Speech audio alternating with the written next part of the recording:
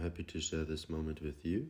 And before we get started, let me, as usual, state that I don't claim to be an expert who knows the answer to just about any philosophical question. I'm just a student of life, you could say, who enjoys sharing his subjective views with you, hoping you will benefit from them. If not already so, get into a comfortable position and relax.